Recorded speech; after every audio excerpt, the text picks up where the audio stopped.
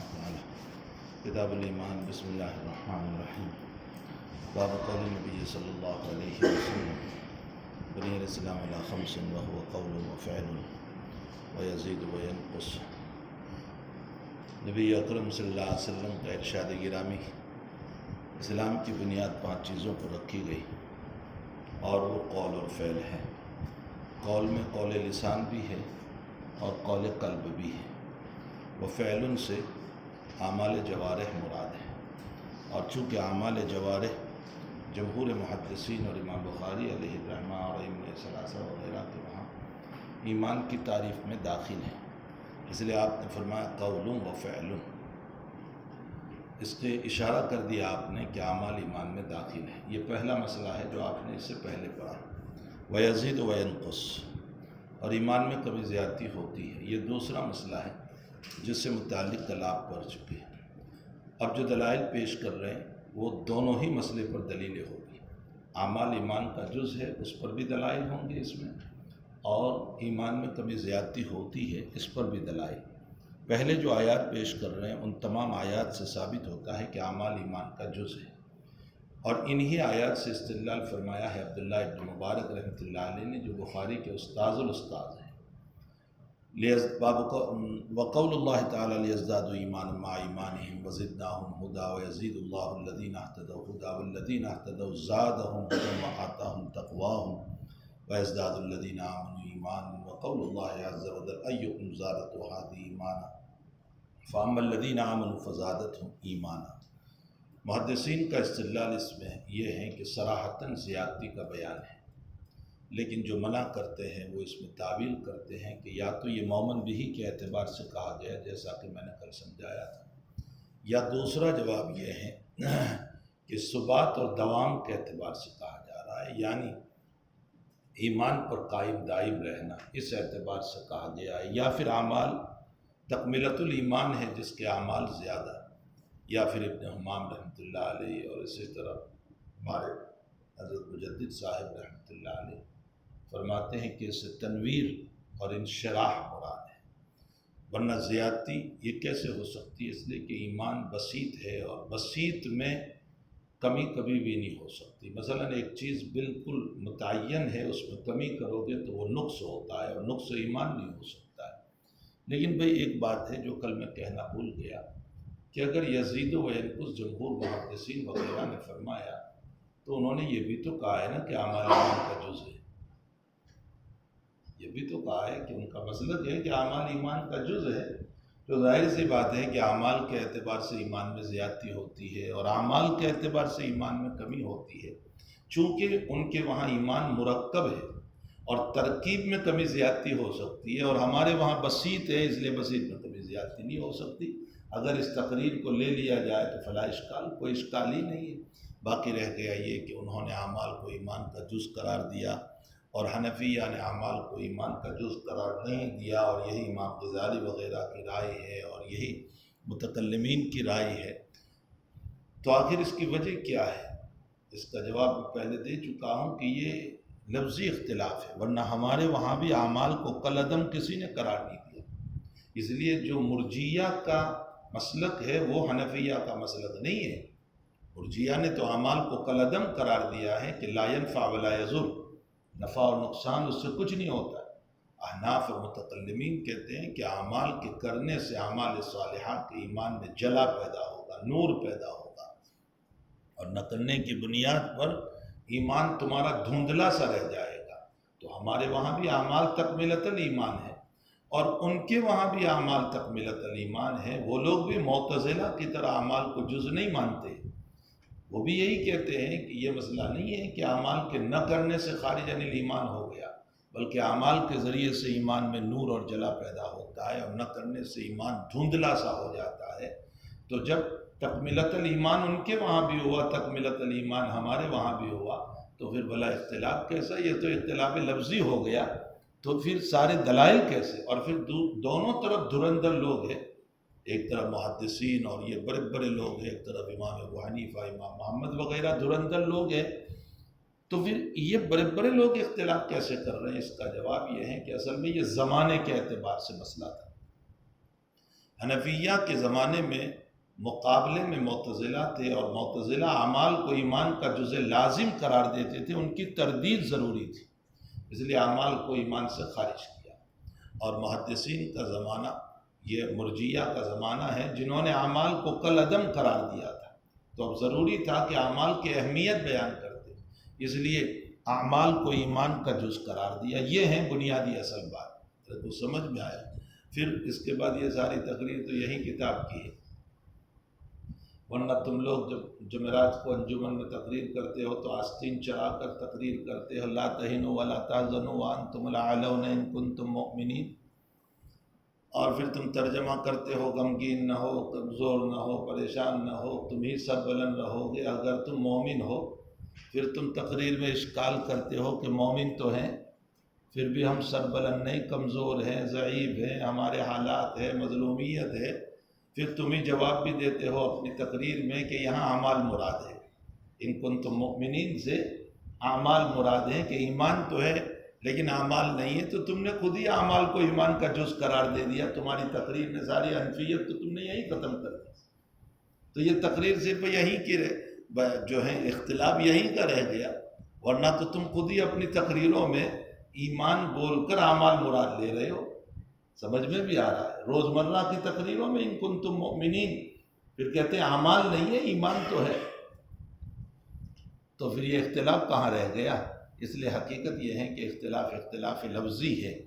واللہ سبحانہ وتعالی عالم۔ ایکم زارت هذه ایمانا فاما الذین آمنوا فزادتهم ایمانا وقول اللہ تبارک وتعالی فاخشوهم فزادهم ایمانا وقول اللہ تبارک وتعالی وما زادهم الا ایمانا وتسلیما۔ والحب فی اللہ والبغض فی اللہ من الایمان، اللہ سے محبت، اللہ کی خاطر محبت اور اللہ کی خاطر دشمنی رکھنا یہ ایمان کا شعبہ ہے۔ یہ دلیل پیش کر رہے ہیں اس بات کے اوپر کہ اعمال ایمان کا جز ہے۔ آیات سے تو ثابت کیا کہ ایمان میں کمی زیادتی ہوتی ہے، میں نے کہا دونوں طرح کے دلائل پیش کریں۔ امام بخاری رضی اللہ تعالیٰ عنہ نے والحب فی اللہ والبغض فی اللہ من الایمان جو ہے وہ استدلال کیا ہے ابو داؤد شریف کی روایت سے، من احب للہ وابغض للہ وعاطى للہ ومنع للہ فقد استقبل الایمان، رواہ ابو داؤد۔ جس نے اللہ کے لیے محبت کی، اللہ کے لیے دشمنی رکھی، اللہ کے لیے دیا، اللہ کے لیے روکا، اس کا ایمان مکمل ہو گیا، فقد استقبل الایمان۔ اس سے امام بخاری نے یہ جملہ نکالا کہ الحب فی اللہ والبغض فی اللہ من الایمان، اور حب فی اللہ اور بغض فی اللہ یہ عمل ہے، اور یہ ایمان کا شعبہ بتایا، معلوم ہوتا ہے اعمال ایمان کا جز ہو گیا۔ میرے سمجھ میں بھی آیا، یہ ہے استدلال امام بخاری کا۔ اور اس سے یہ بھی معلوم ہوا کہ بھئی ہمیں کسی سے محبت اللہ کی خاطر ہونا چاہیے، ذاتی اغراض کے خاطر نہیں، اللہ کی خاطر ہماری محبتیں ہونا چاہیے، اللہ ہی کی خاطر دشمنی ہونا چاہیے۔ آج امت کا حال یہ ہے کہ دشمنی ذات کے خاطر ہے اور محبت اغراض کے خاطر ہے۔ سب کی دوستیاں جو ہیں تحت الاغراض ہیں، اور سب کی دشمنیاں جو ہیں وہ بھی اپنے ذاتی مسائل کی بنیاد پر ہے، اور دینا بھی اپنے ذاتی مقاصد کے لیے اور روکنا بھی ذاتی مقاصد کے لیے۔ تعالیٰ جل شانہ کے لیے نہ کوئی دیتا ہے نہ کوئی روکتا ہے۔ وکتب عمر بن عبد العزیز رحمۃ اللہ علیہ الی عدی بن عدی ان للایمان فرائض و شرائع و حدود و سنن ومن استقملها استقبل الایمان ومن لم يستقملها لم يستقمل الایمان۔ عمر بن عبد العزیز رحمۃ اللہ علیہ پانچویں خلیفہ ہیں، ان کو خلیفۃ الخامس کہا جاتا ہے، یعنی علی طرز الخلافت، آپ نے اگرچہ آپ سے پہلے تو اور بھی لوگ گزرے لیکن علی طرز الخلافت مثل ابی بکر و عمر و عثمان و علی، آپ نے خلافت فرمائی۔ حالانکہ آپ کی خلافت صرف دو سال رہی، لیکن بہت ہی انصاف کے ساتھ، اس لیے آپ کو خلیفۃ الخامسہ کہا جاتا ہے۔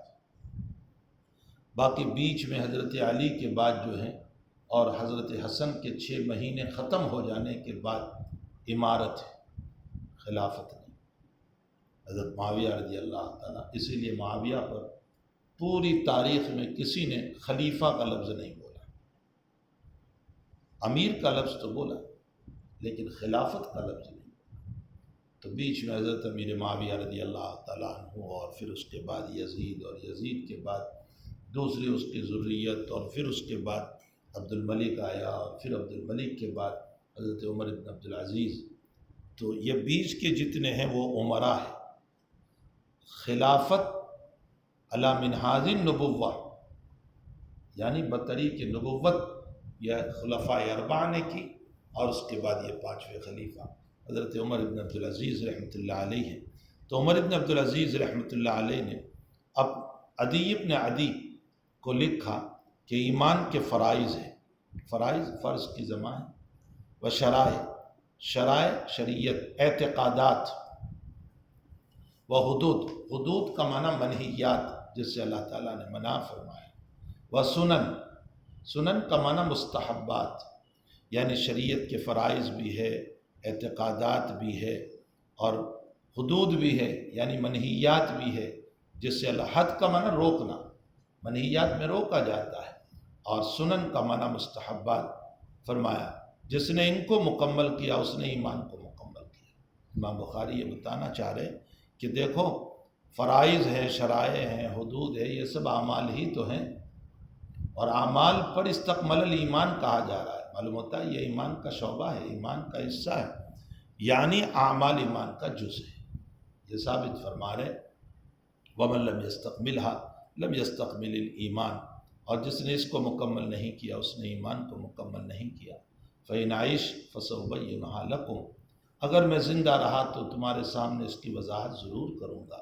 مطلب یہ ہے کہ فرائض کو بھی، شرائع کو بھی، حدود کو بھی، سنن کو بھی کھول کھول کر کے بیان کروں گا، اس لیے کہ میں امیر المؤمنین ہوں، خلیفہ ہوں، تو میں اس کو خوب سمجھاؤں گا۔ اور اگر حتیٰ تعملوا بھی، حتیٰ کہ تم لوگ اس پر عمل کرو، اور اگر میں مر گیا فما انا علی صحبتکم بحریص، تو مجھے تمہارے ساتھ زندہ رہنے کی کوئی لالچ بھی نہیں۔ یہ بروں کی شان ہے، یہ جو ہے بروں کی شان ہے، جس کے معاملات صاف ہوتے ہیں وہ یہ کہتے ہیں کہ جب بلاوا آ جاوے ہم تیار ہیں۔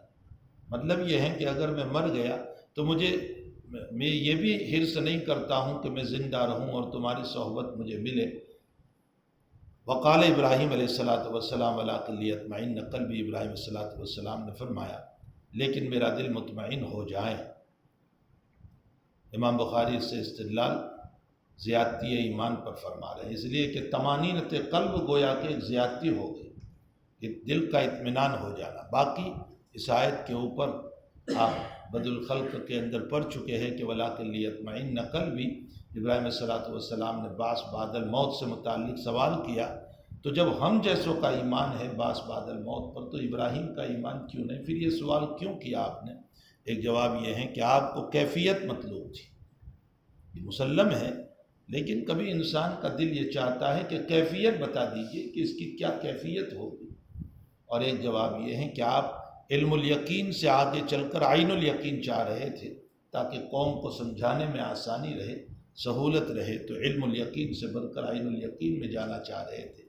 وَلَٰكِن لِيَطْمَئِنَّ قَلْبِي، یہاں ایک اشکال ہے کہ ما قبل میں ساری آیات پیش کی، امام بخاری نے اس آیت کو علیحدہ کیوں بیان کیا؟ انہی آیات کے ساتھ اس آیت کو ذکر کر دیتے استدلال میں۔ اس کا جواب یہ ہے، ایک تو یہ ہے کہ یہ ابراہیم علیہ السلام کا قول ہے، اگرچہ نقل جو ہے وہ اللہ نے کیا لیکن قول تو ابراہیم کا ہے، اور اوپر براہ راست اللہ کے اقوال تھے، اس لیے اس کو علیحدہ بیان کیا، لیکن یہ جواب بہت ضعیف ہے۔ بہرحال یہ قرآن کی آیت ہے، اُوحِیَ إِلَیَّ أَنَّهُ اسْتَمَعَ نَفَرٌ مِّنَ الْجِنِّ فَقَالُوا إِنَّا سَمِعْنَا، اگرچہ جنوں کا کلام ہے لیکن جب قرآن میں منقول ہو گیا تو یہ قرآن آیت ہو گئی، اس لیے اوپر قرآنی استدلالات تھے تو وہاں اسی کے ساتھ اس کو ذکر کر دینا چاہیے تھا۔ دوسرا جواب یہ ہے کہ اوپر کی آیات میں صراحتاً استدلال ہے، اور اس آیت سے استدلالن استدلال ہے، صراحتاً استدلال نہیں ہے۔ طمانینت قلب اور طمانینت یہ خود دلیل ہے اطمینان کی، اور اطمینان زیادتی پر دلالت، تو یہ استدلالی استدلال ہے، اس لیے اس کو علیحدہ کیا۔ وَلَٰكِن لِيَطْمَئِنَّ قَلْبِي۔ وقال معاذ رضی اللہ تعالیٰ عنہ اجلس بنا نؤمن ساعۃ، حضرت معاذ بے ضم المیم بولا جاتا ہے، جو لوگ بے فتح المیم بولتے ہیں وہ غلط، معاذ نہیں ہے، معاذ ہے۔ حضرت معاذ رضی اللہ تعالیٰ عنہ عالم بعلم الحلال والحرام تھے، یہ جو ہے آپ کی صفت تھی، مسائل حلال اور مسائل حرام کو خوب جاننے والے تھے، اس لیے صحابہ میں آپ سے متعلق مشہور تھا کہ عالم بالحلال والحرام۔ تو حضرت اور معاذ بن جبل رضی اللہ تعالی عنہ، اور یہ جو ہیں معاذ کے اس روایت کو موصولاً طبرانی نے نقل فرمایا ہے۔ معاذ بن جبل رضی اللہ تعالی عنہ فرماتے آؤ بھائی اجلس بنا، ہمارے ساتھ بیٹھ ہو، ہم تھوڑی دیر ایمان لائیں۔ تو ایمان تو تھا ہی، پھر ایمان لانے کا مطلب کیا ہو؟ یعنی ایمانی تذکرہ کریں تاکہ زیادتی ہو، کسی چیز کے ہوتے ہوئے اس کا بار بار تذکرہ کرنا یہ اس میں زیادتی کو پیدا کرتا ہے۔ مثلا میں آپ کو کہوں، دیکھیں یقیناً آپ نکاح کے طالب ہیں، آپ نکاح کے طالب ہیں، جی چاہتا ہے نکاح کریں، لیکن کسی مجلس میں بیٹھ گئے اور وہاں مزے بیان کیے جا رہے ہیں، ماشاءاللہ نکاح کے بعد تو ایسا بھی ہوتا ہے، ویسا بھی ہوتا ہے، فلاں بھی ہوتا ہے، یہ بھی ہوتا ہے۔ اب دنیا بھر کے تذکرے نکاح کے جب ہو رہے ہیں تو آپ کو اور زیادہ شوق پیدا ہوگا، زیادتی تقاضا ہو جائے گا۔ بس اسی طرح ہے اجلس، تمہاری ذہنیت پر میں مثال دیتا ہوں تاکہ تمہیں سمجھ میں آئے۔ اجلس بنا نؤمن ساعتاً، کہ آئیے ہمارے ساتھ بیٹھیے تھوڑی دیر تاکہ ہم جو ہیں ایمان کا تذکرہ کریں۔ مطلب ایمان کے تذکرے سے اس میں اور زیادتی پیدا ہوتی ہے، یہ زیادتی ایمان پر دلیل پیش کر رہے ہیں۔ وقال ابن مسعود رضی اللہ تعالیٰ عنہ الیقین الایمان کلہ، یہ اس روایت کا ایک ٹکڑا امام بخاری رضی اللہ تعالیٰ عنہ نے حذف کر دیا، اس لیے کہ اس سے استدلال مقصود نہیں تھا۔ یہ دوسرے ٹکڑے سے استدلال جس میں ہے الصبر نصف الایمان، قال ابن مسعود رضی اللہ تعالیٰ عنہ الصبر نصف الایمان، اور اس کے بعد فرمایا الیقین والایمان کلہ، انسان کا یقین جو ہے نا یہ کامل ایمان ہے۔ اسی لیے جب کسی کو کسی پر یقین آ جاتا ہے تو ہم یہ کہتے ہیں ماشاءاللہ ایمان لے آئے اس پر، بولتے ہیں نا ہم اپنی اصطلاح میں بھی، کہ جب میں آپ کا قائل ہو جاؤں تو کہتے ہیں ایمان لے آئے۔ تو الیقین والایمان کلہ، یقین ایمان کلی کا نام ہے، اشارہ کیا اس بات کی طرف کہ یقین میں کمی زیادتی ہوتی ہے، تو یقین ایمان کلی کا نام ہے تو ایمان میں بھی کمی زیادتی ہوگی، وہ سمجھ میں بھی آیا۔ عبداللہ ابن مسعود رضی اللہ تعالیٰ عنہ کی اس روایت کو علامہ ابن جریر طبری رحمۃ اللہ علیہ نے نقل فرمایا ہے، اور معاذ ابن جبل رضی اللہ تعالیٰ عنہ کے باب میں نے حوالہ غلط دیا، طبری نہیں بلکہ امام احمد ابن حنبل رحمۃ اللہ علیہ نے اپنی مسند میں نقل فرمایا ہے حضرت معاذ رضی اللہ تعالیٰ عنہ کے جملے کو۔ وقال ابن عمر رضی اللہ تعالیٰ عنہ لا يبلغ العبد حقیقت التقوی حتی یدع ما حاق فی الصدر، کوئی بندہ تقوی کی حقیقت تک نہیں پہنچ سکتا ہے جب تک کہ نہ چھوڑ دے جس سے دل میں خدشہ پیدا ہوتا ہے، شک پیدا ہوتا ہے۔ عبداللہ ابن عمر رضی اللہ تعالیٰ عنہ کی اس روایت کو موصولاً علامہ بلازری رضی اللہ رحمۃ اللہ علیہ نے اپنی کتاب میں نقل فرمایا، کتاب میں یعنی موصولاً۔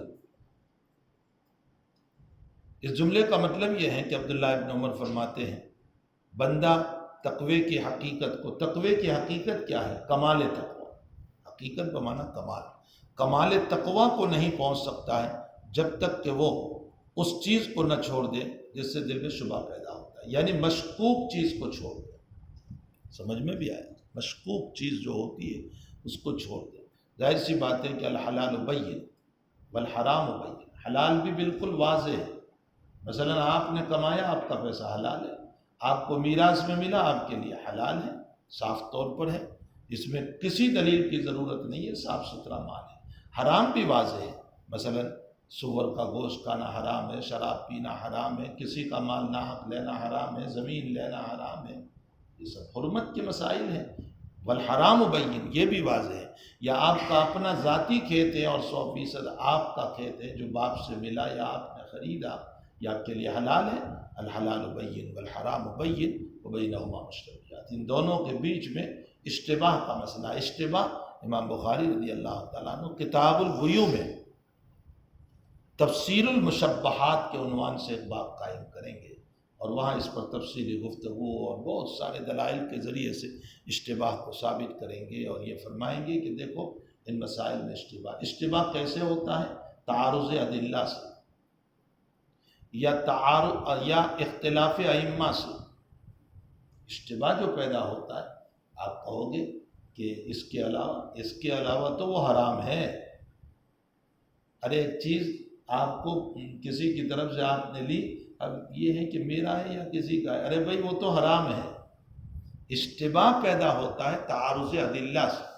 مثلا ایک طرف بلی کا گوشت حرام ہے، اور گوشت حرام ہے تو پھر اس سے بننے والا لعاب بھی ناپاک ہو گیا، تو اگر وہ برتن میں منہ ڈال دے تو پھر وہ ناپاک ہو جانا چاہیے، یہ حرمت کی دلیل۔ اور دوسری طرف نبی علیہ السلام نے فرمایا انہا من الطوافین والطوافات علیکم، کثرت سے آتی جاتی ہے، کیسے بچو گے؟ تو اس سے معلوم ہوتا ہے کہ اس کا جوتا جو ہے پاک ہے، اسی لیے آپ کتاب الوضو میں پڑھو گے، ابن شہاب زہری رحمۃ اللہ علیہ اور بعض اکابر فرماتے ہیں کہ بلی کا جوتا مشکوک ہے، تعارض ادلہ کی بنیاد شبہ پیدا ہو گیا۔ اور بعض اکابر فرماتے ہیں تیمم و یتوضا، وضو بھی کریں تیمم بھی کریں، اور بعض کہتے ہیں کہ نہیں تیمم ہی کرنا چاہیے، وضو نہیں کرنا چاہیے، چھوڑ دو، یہ مشکوک ہو گیا۔ تو تعارض ادلہ کی بنیاد پر شے میں جو ہے اشتباہ پیدا ہو جاتا ہے، یا اختلاف ائمہ کی بنیاد پر بعض امام نے اس کو جائز کہا، بعض امام نے اس کو ناجائز کہا، تو پھر اس شکل میں اشتباہ پیدا ہو گیا، اور اشتباہ کی شکل میں اس کو چھوڑ دینا چاہیے۔ ابن عمر اس کو کہتے ہیں کہ جس باب میں تمہیں شبہ پیدا ہو جائے اس کو چھوڑ دو، خامخواہ حلت کی دلیل تلاش کر کے اس کو حلال کرنے کی کوشش نہ کرو، جیسا کہ آج کل لوگ کر رہے ہیں کہ چیز حرام ہے یا ناجائز ہے یا مشکوک ہے، لیکن پھر بھی کسی طرح اس کی حلت کی دلیل تلاش کر کے حلال کرنے کی کوشش کرتے ہیں۔ امام بخاری اس سے استدلال کیسے فرما رہے؟ لا یبلغ العبد حقیقت التقوی، تقوی کی حقیقت یعنی کمال تقوی پر انسان تبھی پہنچ سکتا ہے حتی یدع ما حاک فی الصدر، معلوم یہ ہوتا ہے کہ دل میں شبہ پیدا ہوا اس کا ترک کر دینا، تو اس کی بنیاد پر ایمان میں زیادتی پیدا ہوئی، اس لیے کہ تقوی، تو تقوی میں زیادتی پیدا ہوئی، کمال تقوی پیدا ہوا، یعنی کمال ایمان پیدا ہوا، اور کمال دلیل زیادتی۔ سمجھ میں آیا؟ کسی چیز پر ہم کامل کب بولتے ہیں؟ جب اس میں اضافہ ہو جائے، ورنہ تو پھر اس کو ناقص کہا جاتا ہے۔ الیوم اکملت لکم دینکم، اس کا مطلب اس سے پہلے ابھی شریعت ناقص تھی، تکمیل جو ہوئی ہے وہ نبی اکرم صلی اللہ علیہ وسلم کی بنیاد پر، اس لیے کہ سلسلہ نبوت کی آخری کری ہی نہیں آئی، تو مکان نبوت کا مکان مکمل کیسے ہو گیا؟ تو سمجھ میں آیا وہ ناقص ہے، اور جب صاحب شریعت کی اینٹ رکھ دی گئی تو اب مکان مکمل ہو گیا۔ تو معلوم یہ ہوتا ہے کہ تکمیل جو ہے وہ دلیل ہے اس بات کی کہ اس میں زیادتی ہو رہی ہے۔ امام بخاری اس سے زیادتی ایمان پر استدلال فرما رہے۔ قال مجاہد رحمۃ اللہ علیہ فرماتے شرع لکم من الدین ما وصی بہ نوح، مشروع کیا تمہارے لیے اس دین کو اے محمد صلی اللہ علیہ وسلم جس کی ہم نے نوح علیہ السلام کو بھی وصیت فرمائی تھی۔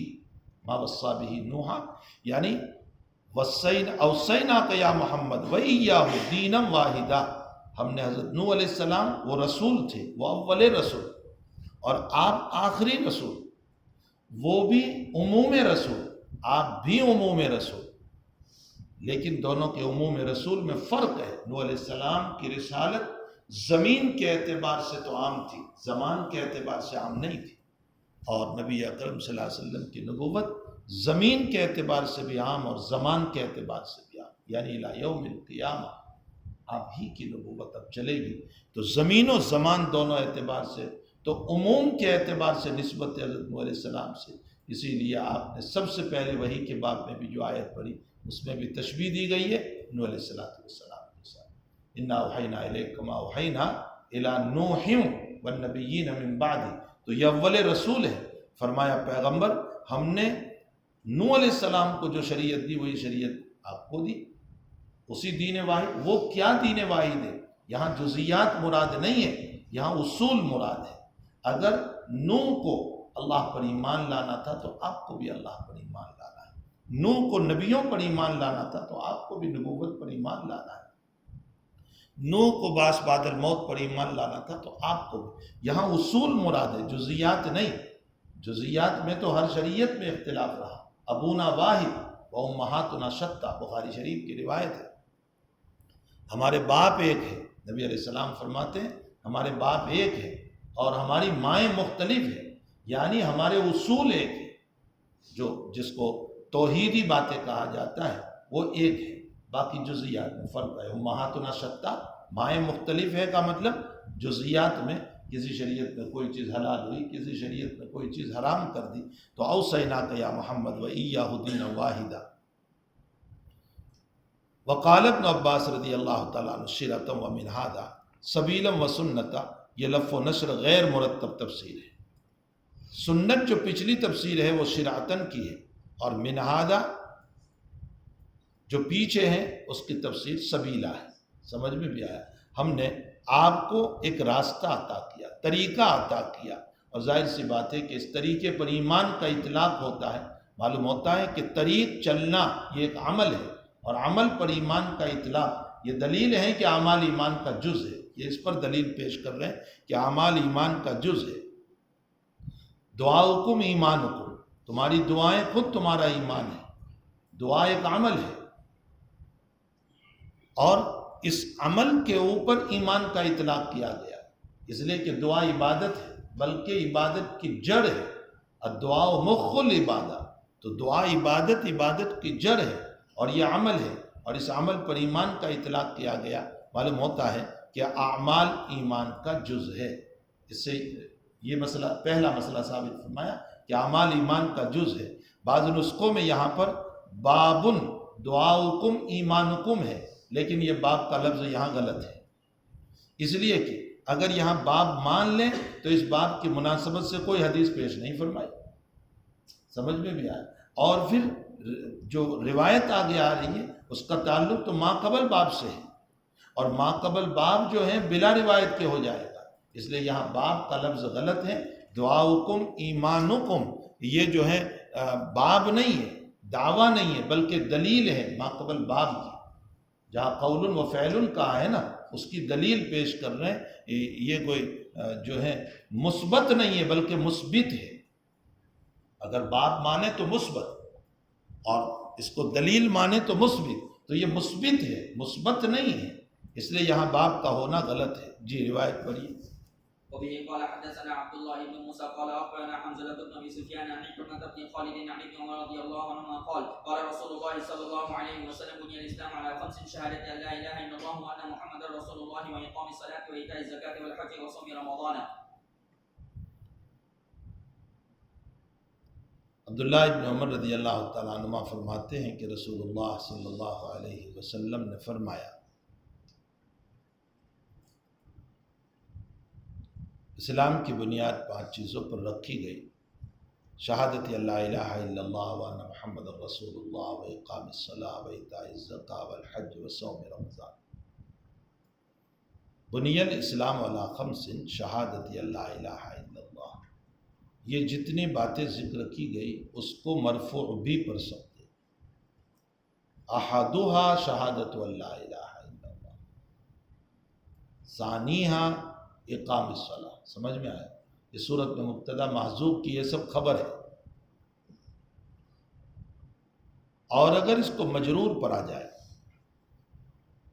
تو اس صورت میں یہ بدل واقع ہو جائے گا علی خمسن سے، اور خمسن مجرور ہے، اسی سے یہ شہادت اللہ الہ الا اللہ وان محمد رسول اللہ۔ اور اگر اس کو مفتوح پر ہے تو اس صورت میں اقرا اللہ الہ الا اللہ۔ سمجھ میں آیا؟ تو اس پر تینوں طرح اعراب پڑھ سکتے ہیں، مرفوع بھی پڑھ سکتے ہیں، مفتوح بھی پڑھ سکتے ہیں، مجرور بھی پڑھ سکتے ہیں۔ لا الہ الا اللہ اور محمد الرسول اللہ کا اقرار یہ تو بنیادی چیز ہے ایمان کی، اس کے بعد اقام الصلاۃ، ایتاء الزکاۃ، حج اور صوم رمضان۔ امام بخاری رضی اللہ تعالیٰ عنہ کا استدلال اس طرح رہا کہ بنی الاسلام علی خمس، اسلام کی بنیاد 5 چیزوں پر رکھی گئی۔ اب 5 چیزیں جو بیان کی گئی اس میں لا الہ الا اللہ یہ ایمان ہے، اور 4 اعمال بیان کیے گئے، اور ان چاروں کے اوپر ایمان اور اسلام کا اطلاق کیا گیا۔ اور بخاری کہتے ہیں کہ ایمان اسلام واحد ہے۔ کل بھی میں بتا چکا کہ افضل کون ہے؟ بخاری، محمد ابن نصر مروزی، ابو حنیفہ وغیرہ فرماتے ہیں کلاہما برابر سوال، کوئی فرق نہیں۔ تو الاسلام هو الایمان والایمان هو الاسلام، تو یہاں اسلام بول کر ایمان مراد ہے، تو ایمان کی بنیاد 5 چیزوں پر ہے، شہادت اللہ الہ الا اللہ، اس کے بعد تو 4 اعمال ہے، اور اعمال پر ایمان کا اطلاق یہ اس بات کی دلیل ہے کہ اعمال ایمان کا جز ہے۔ دلیل سمجھ میں آ گئی؟ یہ ہے بخاری کا استدلال، یہ قول و فعل پر دلیل پیش کیا آپ نے۔ اور باقی یزید و ینقص پر تو صراحتاً آیات بہت ساری پیش کر دی آپ نے، جن آیات سے ثابت ہو جاتا ہے کہ اعمال ایمان میں کبھی زیادتی ہوتی ہے۔ اس حدیث شریف سے آپ نے قول و فعل اعمال ایمان کا جز ہے، اس پر دلیل پیش کی۔ اس کے بعد سمجھو، امام بخاری رضی اللہ تعالیٰ عنہ نے 4 چیزوں کو ذکر فرمایا، شہادت لا الہ الا اللہ محمد رسول اللہ، یہ تو ہے ہی ایمان، اس کے بعد 4 اعمال، تو نبی علیہ السلام نے 4 اعمال کو بیان فرمایا، اقامت الصلاۃ، ایتاء الزکوٰۃ، حج اور صوم رمضان۔ حج جو ہے جہاد کو ذکر نہیں فرمایا، جہاد بھی تو فرض ہے، پھر اس کو کیوں ذکر نہیں کیا؟ علامہ زمخشری رحمۃ اللہ علیہ نے اس کا جواب دیا کہ نبی اکرم صلی اللہ علیہ وسلم نے فرائض اعیان کو ذکر کیا ہے، اور جہاد فرض کفایہ ہے۔ سمجھ میں آیا؟ جو فرض عین ہے اس کا یہاں بیان ہے، فرض کفایہ کا نہیں، اور جہاد فرض کفایہ ہے۔ فرض کفایہ کس کو کہتے ہیں؟ تعریف سنو، فرض کفایہ جس میں عمل مطلوب ہو، عامل مطلوب نہ ہو، یہ تعریف ہے۔ فرض کفایہ اس کو کہتے ہیں جس میں عمل مطلوب، عامل مطلوب، اور فرض عین اس کو کہتے ہیں جس میں عامل بھی مطلوب، عمل بھی مطلوب، عامل بھی مطلوب اور عمل بھی مطلوب۔ ظہر کی نماز فرض عین ہے، عمل بھی مطلوب نماز، اور تمام مکلفین کو پڑھنا ہے، عامل بھی مطلوب، وہ فرض عین ہے۔ صلاۃ جنازہ فرض کفایہ ہے، عمل مطلوب ہے صلاۃ جنازہ، باقی اگر کچھ لوگوں نے نہیں بھی پڑھی تو اسے کوئی فرق نہیں پڑتا۔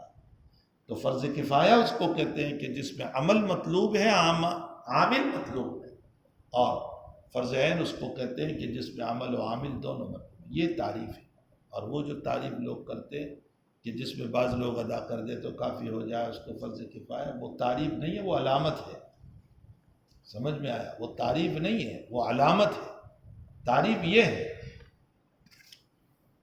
تو چونکہ جہاد فرض کفایہ ہے اور نبی اکرم صلی اللہ علیہ وسلم یہاں فرائض اعیان کو بیان کرنا چاہتے تھے، اس لیے جہاد کا ذکر نہیں فرمایا۔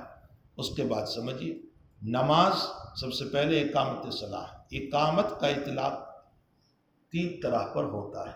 ادا الصلاح مطلق، اس کو بھی اقامت کہا جاتا ہے۔ حفاظت صلاۃ، حافظوا علی الصلوات والصلاۃ الوسطی، یہ بھی اقامت۔ نماز قائم کرو یعنی نماز کی حفاظت کرو، وقت پر پڑھو، یہ مراد ہے۔ اور نمبر 3، اداء الصلاۃ بالفرائض والواجبات والسنن، عموماً یہ معنی مراد ہوتا ہے، نماز کو ادا کرنا فرائض، واجبات اور سنن کے ساتھ۔ اقامت کے یہ 3 معنی ہے۔ تو اب یہاں اقام الصلاۃ، یہاں دوسرا معنی جو میں نے کہا نماز کی حفاظت کرو، یہ مراد ہے۔ اقام الصلاۃ، شہادت اللہ الہ الا اللہ وان محمد رسول اللہ، و اقام الصلاۃ و ایتاء الزکوٰۃ، نماز کی فرضیت مکی زندگی میں قبل الہجرت، فی قول 3 سال قبل، وفی قول 5 سال قبل، وفی قول 2 سال قبل نماز کی فرضیت ہوئی۔ بہرحال مکی زندگی میں ہوئی، معراج کے موقع پر۔ معراج کب ہوئی اس پہ اختلاف ہے، بعض نے کہا 3 سال، 2 سال، 5 سال، اسی کے مطابق یہ اختلاف بھی ہو گیا۔ آیا فرضیت صلاۃ سے قبل کوئی نماز تھی یا نہیں؟ ہاں، 2 نمازیں تھیں، قبل طلوع الشمس و قبل غروبها۔ فجر کی نماز اور عصر کی نماز، یہ دو نمازیں تھیں، لیکن بحیثیت فرضیت نہیں تھی۔ فرضیت صلاۃ یہ معراج کے بعد ہے، اس سے پہلے دو نمازیں تھیں اور نبی علیہ السلام سے ثابت ہے، جیسا کہ مسند احمد وغیرہ کی روایت ہے۔ اسی طرح فرضیت صلاۃ سے قبل اور ایک نماز بھی تھی، اور وہ نماز تہجد کی نماز تھی، اس لیے کہ مدثر کا نزول فطرت کے فوراً بعد ہوا ہے۔ جو اقرأ باسم ربک الذی اتری، اس کے 2.5 یا 3 سال کے بعد مدثر کا نزول ہوئی، اور مدثر کے نزول ہی میں آپ کو تہجد کا حکم دیا گیا، قم اللیل الا مزمل، اور مدثر اور اس کے بعد مزمل ہے، اور شروع ہی میں آپ کو تہجد کا حکم دیا گیا۔ معلوم ہوتا ہے اس سے پہلے تہجد کی نماز بھی تھی۔ اب یہ مسئلہ کہ تہجد فرض تھی یا واجب تھی یا سنت تھی، یہ ایک مستقل مسئلہ ہے جس کا تعلق ابواب التہجد سے ہے۔ بہرحال نماز کی مشروعیت و فرضیت قبل الہجرت ہے، اور وہ فی قول 5 سال، فی قول 3 سال، و فی قول 2 سال۔ ایتاء الزکوٰۃ، زکوٰۃ بھی فرض ہے، فرض عین ہے، جو شرائط کے ساتھ ہے۔ زکوٰۃ کو ادا کرنا، اس کی مشروعیت ایک قول سن ہجری 1 ہے، ایک قول سن ہجری 2 ہے، اور ایک قول سن ہجری 5 کا بھی ملتا ہے۔ زکوٰۃ کی مشروعیت سن 1 یا سن 2 یا سن 5 میں ہوئی، یعنی بعد الہجرت۔ لیکن ایک قول یہ بھی ملتا ہے کہ قبل الہجرت زکوٰۃ کی فرضیت ہو چکی تھی۔ اس صورت میں جواب دیا جائے گا، اس لیے کہ ابو سفیان کی روایت جو ہے اس میں ہے اقام الصلاۃ و ایتاء الزکوٰۃ، وہ ہم کو حکم دیتا ہے نماز پڑھنے کا، زکوٰۃ دینے کا اور صلہ رحمی کا۔ تو ظاہر سی بات ہے کہ ابو سفیان نے تو تبھی سنا ہوگا جب مکے میں ہے۔ معلوم یہ ہوتا ہے کہ یہ زکوٰۃ کی مشروعیت، نفس زکوٰۃ تو جو ہے وہ مکے میں آ چکی تھی، البتہ اس کی تفصیل اور اس کی ترتیب جو ہے اور اس کے شرائط جو ہیں وہ مدینۃ المنورہ میں آئے۔ تو اب تفصیل اور ترتیب کے اعتبار سے یوں بھی کہہ سکتے ہیں کہ بعد الہجرت، اور اگر نفس زکوٰۃ کے اعتبار سے ہے تو قبل الہجرت۔ والحج وصوم رمضان، حج کی مشروعیت سن ہجری 1 سے لے کر 10 تک میں جو بھی سال بولو گے کسی نہ کسی کا قول ہوگا، کسی نے کہا 1 میں، 2 میں، 3 میں، 4 میں، 5 میں، لیکن راجح قول سن ہجری 6 یا سن ہجری 9 یا سن ہجری 10۔ پھر یہ اپنی جگہ بحث آئے گی کتاب الحج کے اندر کہ اس میں بھی راجح قول کون سا ہے، سن ہجری 6 ہے یا سن ہجری 10 ہے جس سال نبی اکرم صلی اللہ علیہ وسلم نے حج فرمایا، یا سن ہجری 9 ہے جس سال ابو بکر صدیق رضی اللہ تعالیٰ عنہ نے فرمایا۔ اور اگر سن ہجری 6 کو مانتے ہیں تو پھر نبی علیہ السلام نے کیوں جلدی سے حج نہیں فرمایا، یہ اشکال ہوگا۔ بہرحال راجح قول سن 6، 9 اور 10 کا ہے۔ صوم رمضان بالاتفاق بعد الہجرت سن ہجری 2 میں ہے، یعنی ہجرت کے دوسرے سال میں روزے کی مشروعیت ہوئی۔ یہاں روایتی اعتبار سے ایک اشکال ہے کہ یہاں حج مقدم ہے، صوم رمضان مؤخر ہے۔ امام مسلم رحمۃ اللہ علیہ نے عبداللہ ابن عمر کی اس روایت کو کتاب الایمان مسلم شریف میں نقل کیا 4 طرق سے۔ اس میں 2 طرق میں صوم رمضان مقدم ہے اور حج مؤخر ہے، اور 2 طریق میں اسی طرح ہے، والحج و صوم رمضان، یعنی حج مقدم اور صوم رمضان مؤخر ہے۔ اور جب مسلم کی روایت میں ہے عبداللہ ابن عمر رضی اللہ تعالیٰ عنہ نے فرمایا وصوم رمضان والحج، تو آپ کے شاگرد نے سوال کیا والحج وصوم رمضان، یعنی یہ ہے حضرت والحج وصوم رمضان آپ سے، تو آپ نے فرمایا لا، صوم رمضان والحج ہاکذا سمیعت رسول اللہ صلی اللہ علیہ وسلم، فرمایا نہیں، صوم رمضان اور اس کے بعد حج کا بیان، اور اسی طرح میں نے رسول اللہ صلی اللہ علیہ وسلم سے سنا ہے۔ اس لیے وہ روایت اصل ہے جو مسلم شریف میں ہے، اور جن روایتوں میں حج مقدم ہے جیسا کہ بخاری میں یہ روایت بالمعنی ہے، یہ اپنے اصل پر نہیں، یہ روایت بالمعنی ہے۔ یاد رکھو اگرچہ معنی میں کوئی فرق نہیں پڑا، چاہے حج مقدم ہو چاہے صوم رمضان مقدم ہو، لیکن محدثین کے وہاں اصل اصول الفاظ ہیں، اس لیے وہ روایت اصل ہے جو مسلم شریف میں ہے، صوم رمضان والحج، اور یہ روایت بالمعنی ہے۔ لیکن چونکہ امام بخاری کو جس سند سے یہ روایت ملی اس میں اسی طرح تھا، اس لیے آپ نے اسی طرح پر نقل کر دیا تو سمجھ میں بھی آیا۔ دوسری بات، آپ وہی میں پڑھ چکے ہیں کہ امام بخاری رضی اللہ تعالیٰ عنہ روایت بالمعنی کے قائل ہیں۔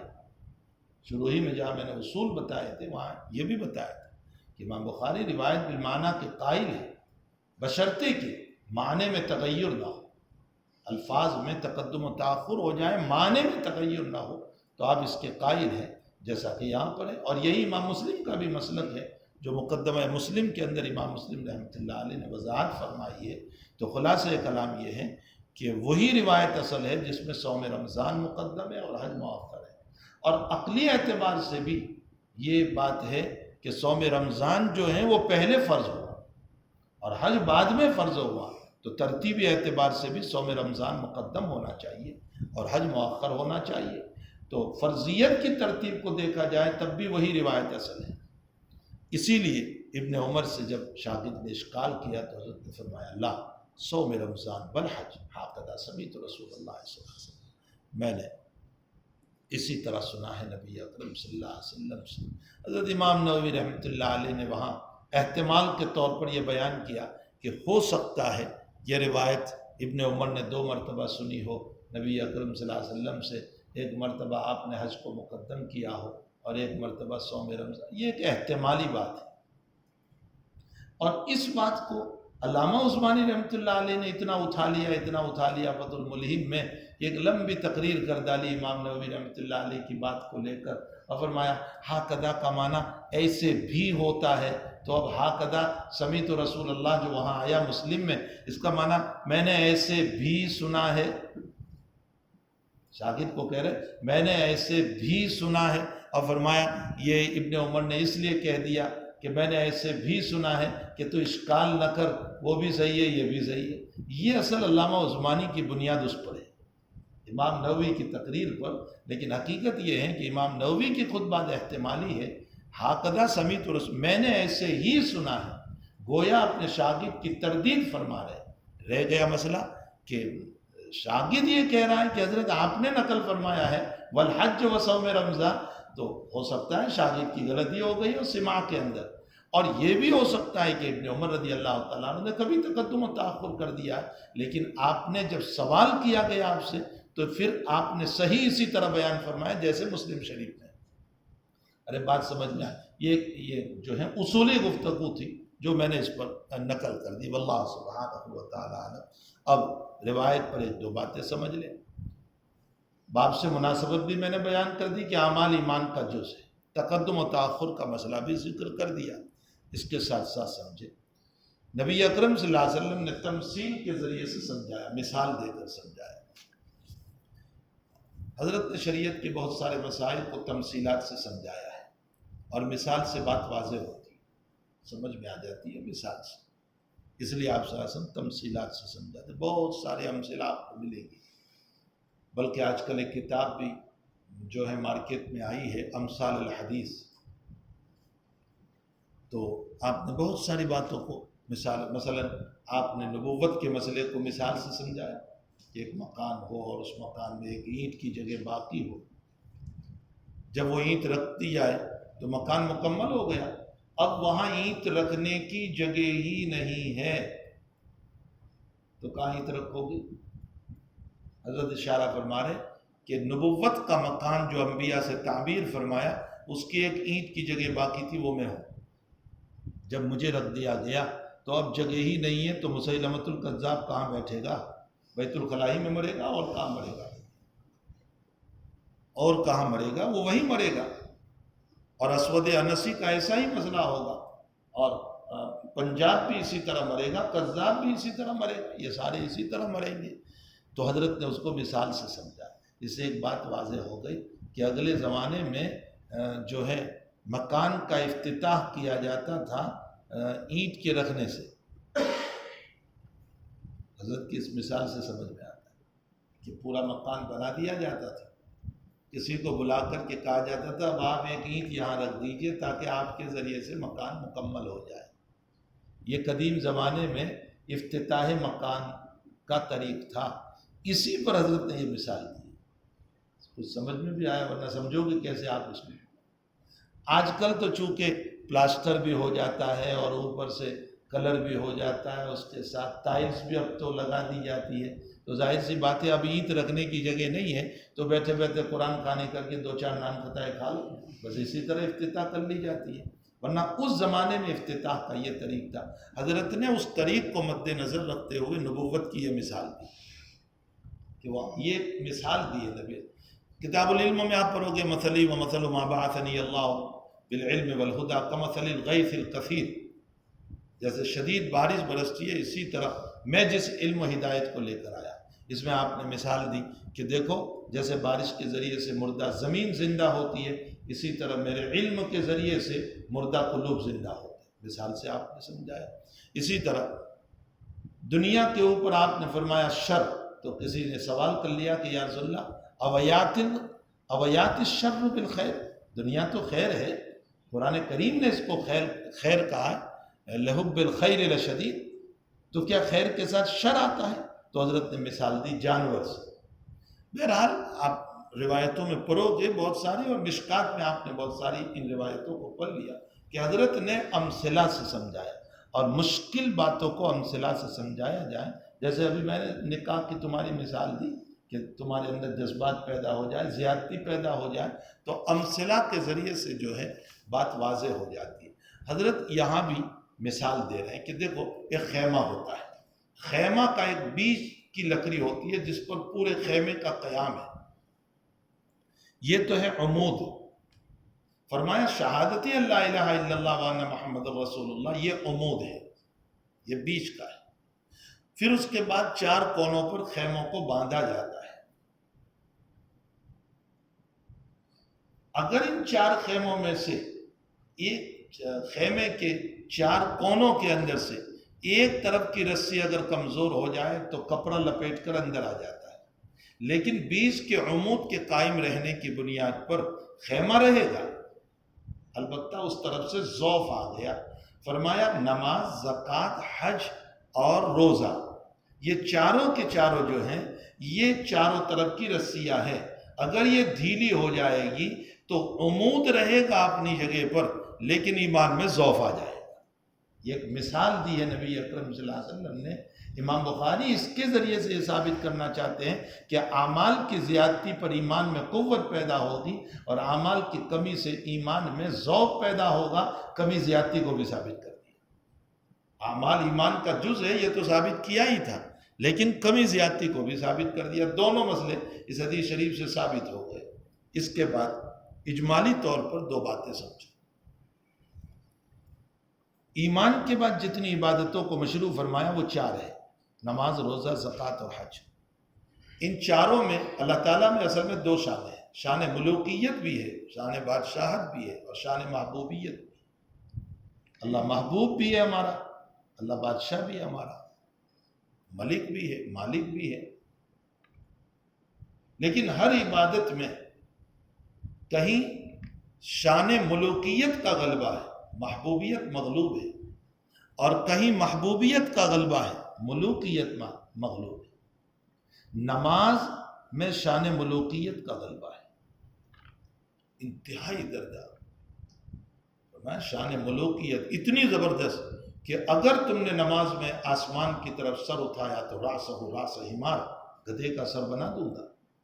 وقار کے ساتھ کھڑے ہو، سنجیدگی کے ساتھ کھڑے ہو، بغیر وضو کے آؤ گے قبول نہیں کروں گا۔ یہ ہے اللہ کی شان ملوکیت۔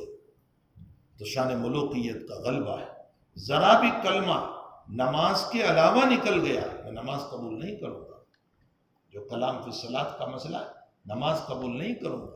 سینہ پھر گیا، نماز رد ہو جائے گی۔ زور سے آواز نکال کر ہنس دیا، نماز ختم ہو جائے گی، میں تمہاری نماز کو نہیں لوں گا۔ یہ شان ملوکیت۔ شان محبوبیت بھی ہے۔ شان محبوبیت یہ ہے کہ کبھی قیام کر رہے ہیں، کبھی سجدہ کر رہے ہیں. یہ سجدہ محبوب کی قدم بوسی ہے، یہ محبوب کی قدم بوسی ہے.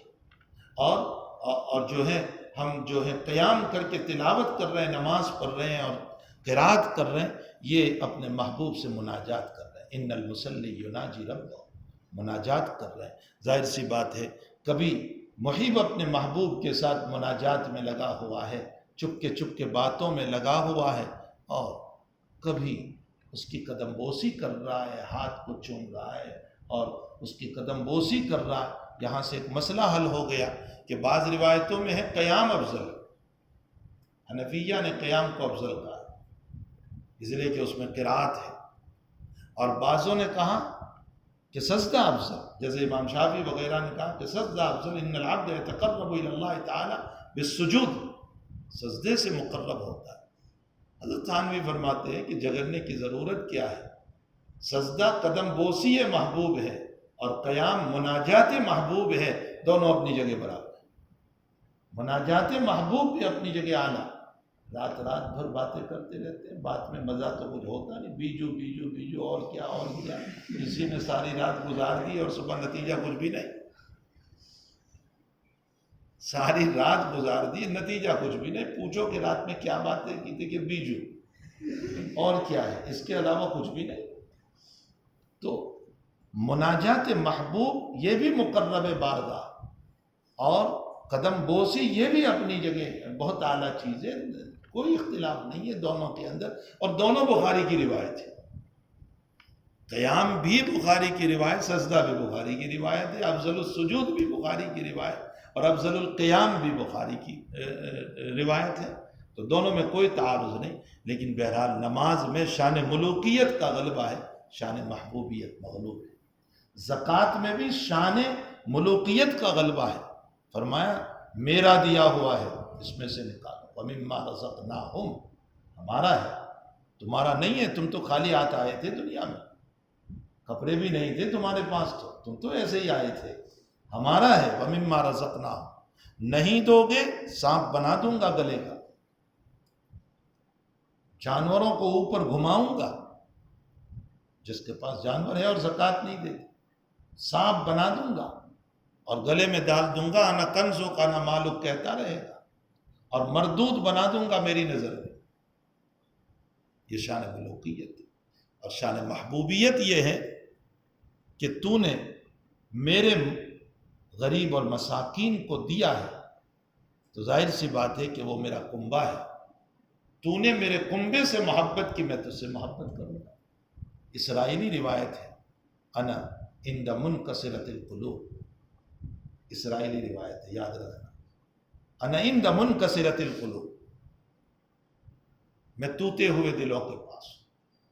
تو ظاہر سی بات ہے کہ جب اللہ ٹوٹے ہوئے دلوں کے پاس ہے، ان مساکین اور ان یتامہ اور ان بیواؤں کے تعاون کے لیے ہم جائیں گے، تو بدیہی بات ہے کہ منکسرۃ القلوب سے محبت کرنے والا اللہ ہم سے محبت کرے گا یا نہیں.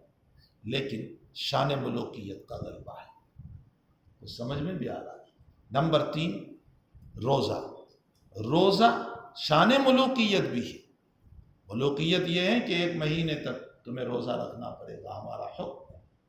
تمہیں خواہشات بھی چھوڑنا پڑے گا، بیوی کے قریب بھی نہیں.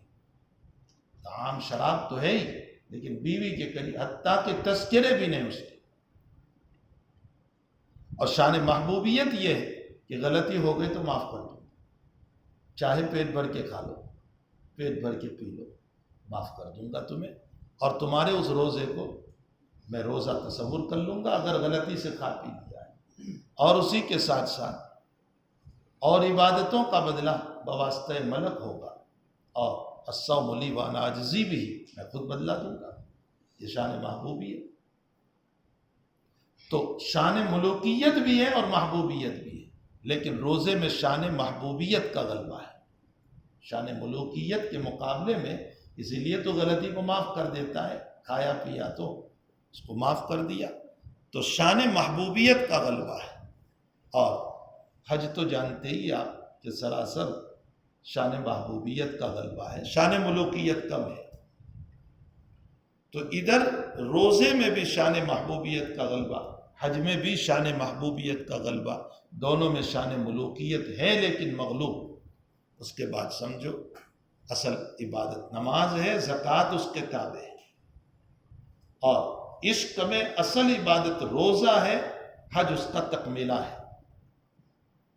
اصل عبادت روزہ ہے، اس لیے کہ جب کسی سے محبت پیدا ہوتی ہے تو ابتداً طعام و شراب ہی تو چھوٹ جاتی ہے، کھانا پینا ہی تو چھوٹ جاتا ہے۔ کھانا چھوڑ دیا، پینا، ارے دیوانہ ہو گیا، باولا، کھاتا پیتا نہیں ہے لیکن بس باولا بنا ہوا ہے، پیچھے پیچھے رات بھر گھومتا رہتا ہے، نہ کھانے کی فکر، نہ پینے کی فکر، نہ کسی کی پرواہ، نہ کسی سے بات کرتا ہے، تو یہ ابتدا ہے۔ اور پھر جب اپنی انتہا پر یہ عشق پہنچتا ہے تو وہ مکین کی زیارت کے لیے، محبوب کی زیارت کے لیے چلتا ہے، لیکن مکین ہمارا اور محبوب ہمارا وراء الورا ہے، اس لیے وہ تو زیارت نہیں ہو سکتی، البتہ اس کے مکان ہی کی زیارت کر کے انسان تسلی لے لیتا ہے، یعنی کعبۃ اللہ کی زیارت کر کے تسلی لے لیتا ہے۔ تو حج تکملۃ الصوم ہے، تو سمجھ میں بھی آیا۔ ایک بات تو یہ ہو گئی، یہ تو شاہ ولی اللہ صاحب نے بھی لکھی اور اکابر نے بھی لکھی۔ ہمارے اکابر کی اور ایک تقریر ہے یہاں، یہ تقریر اصلاً حضرت نانوتوی رحمۃ اللہ علیہ کی، حضرت قاری طیب صاحب رحمۃ اللہ علیہ نے بھی اس تقریر کو ذکر فرمایا ہے۔ ہمارے حضرت شیخ یونس صاحب قدس سرہ سے بھی ہم نے درس میں یہ تقریر سنی۔ حضرت فرماتے ہیں، حضرت نانوتوی رحمۃ اللہ علیہ، کہ انسان پیدا کیا گیا عناصر اربع سے، عناصر اربع، آگ، پانی، مٹی، ہوا، اور ہر چیز کی ایک خاصیت ہوتی ہے۔ آپ یوں بتاؤ ہاتھ تو اس کا اور معنی ہوگا، اور یوں بتاؤ تو اور معنی ہوگا، ظاہر سی بات ہے، یوں بتاؤ تو اور معنی ہوگا، اور یوں بتاؤ تو اور مطلب ہوگا۔ ہر چیز کی ایک خاصیت ہوا کرتی ہے، آگ کی خاصیت جو ہے وہ غرور و تکبر ہے۔ ہمارے بدن میں آگ ہے، حرارت ہے، اس آگ کو دبانے کے لیے اللہ نے نماز کو مشروع فرمایا، جبکہ صحیح طور پر ادائے صلاۃ ہو تو انشاءاللہ تعالی جو ہے غرور و تکبر دب جائے گا۔ میں لفظ استعمال کر رہا ہوں، دب جائے گا۔ اور ہمارے بدن میں مٹی ہے، اور مٹی بڑی بخیل ہے، اس کے بخل کا عالم یہ ہے کہ اس میں خزانے کے خزانے ہیں، سونا ہے، چاندی ہے، لیکن خود سے نہیں دیتی جب تک کہ اس کو مارا نہ جائے، گھڑا نہ کیا جائے، مشینیں نہ چلائی جائیں، کھڈے نہ کیے جائیں، وہاں تک یہ نہیں دیتی، تو بخیل ہے۔ میرے اور آپ کا پورا بدن مٹی سے، تو ہم میں بھی بخل ہے۔ اس بخل کو دبانے کے لیے رب کریم نے زکوٰۃ کی عبادت کو مشروع فرمایا کہ اگر تم صحیح طور پر زکوٰۃ ادا کرو گے تو بخل دب جائے گا۔ نمبر 3، ہماری طبیعت کے اندر، ہمارے بدن کے اندر حق تعالیٰ نے پانی بھی رکھا ہے، اور پانی کی خاصیت ہے حرص، لالچ۔ جب سیلاب چلتا ہے تو ہر چیز کو بہا لے چلتا ہے، انسان کو بھی، جانور کو بھی، فریز کو بھی، فیکٹریوں کو بھی، سب کو بہاتا چلتا ہے۔ ہماری اندر بھی پانی موجود ہے تو حرص موجود ہے۔ اس حرص کو دبانا ہے تو شریعت نے روزوں کو مشروع کیا کہ روزہ صحیح طور پر رکھو گے تو حرص دبے گی، یہاں تک کہ انسان دسترخوان پر بیٹھا ہے، 5 منٹ کی دیری ہے افطاری کو، سب کچھ رکھا ہوا ہے سامنے، جو ہے سموسہ، بھجیا، جو شربت وغیرہ، اور فالودہ جس میں آلودہ ہونے کو جی چاہتا ہے، لیکن اس کے باوجود وہ ہاتھ نہیں بڑھاتا اس کی طرف۔ کیوں؟ حرص اس کی دبائی گئی اللہ کی طرف سے کہ جب تک منادی اذان نہیں کہے گا میں افطار نہیں کروں گا۔ تو ڈھنگ سے روزہ رکھو گے تو اس صورت میں انسان جو ہے حرص کی بری صفت سے بچے گا۔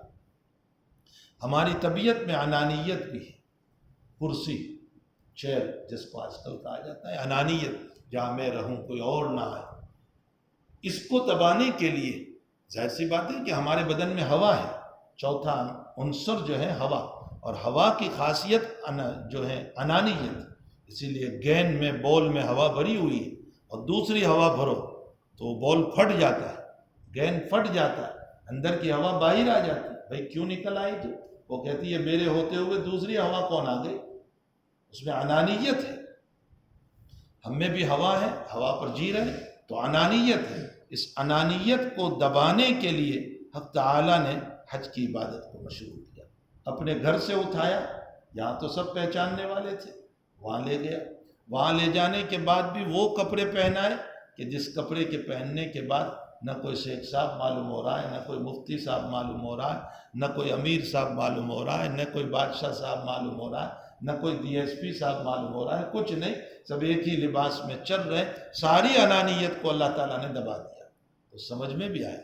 میرے ساتھ ایک ڈی ایس پی صاحب حج میں تھے، ہم طواف زیارت کر رہے تھے اور زور سے مارا کسی نے ایک ان کے پیٹ میں، مجھے کہنے لگے مولوی صاحب پیٹ میں درد بہت ہوتا ہے۔ میں ان کو باہر لے کر نکلا، زمزم پلایا ان کو، تھوڑی دیر بٹھایا، پھر ان کو طواف پورا کرایا میرے ساتھ۔ بعد میں نے کہا ڈی ایس پی صاحب خمار نکل گیا تمہارا؟ کہنے لگے سب خمار نکل گیا۔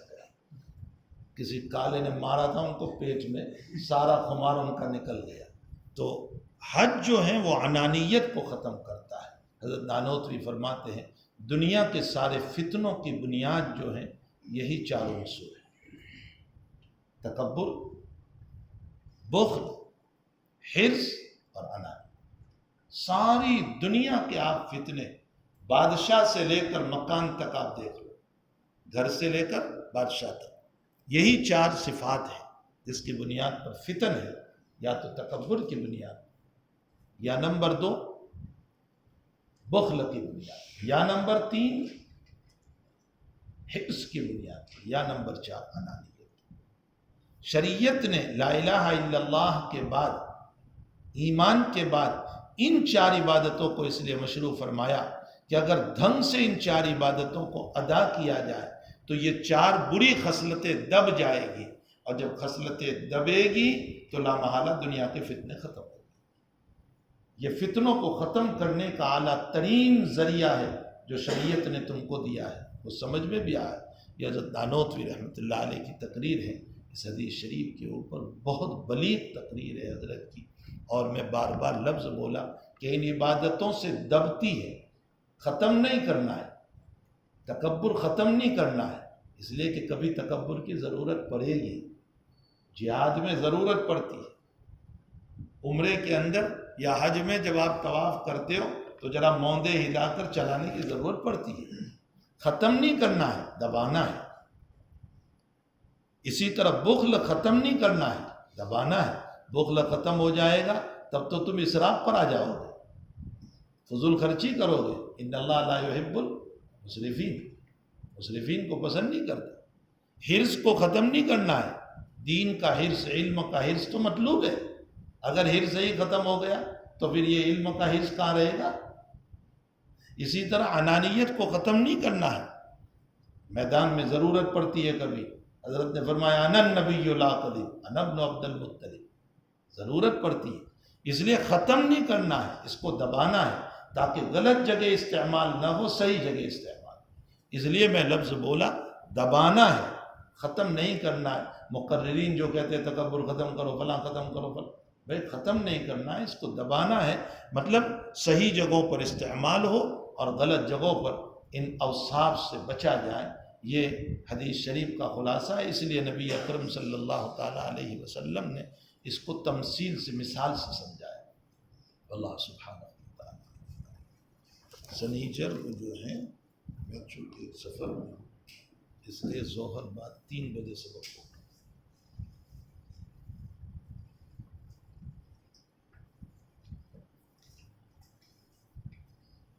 صبح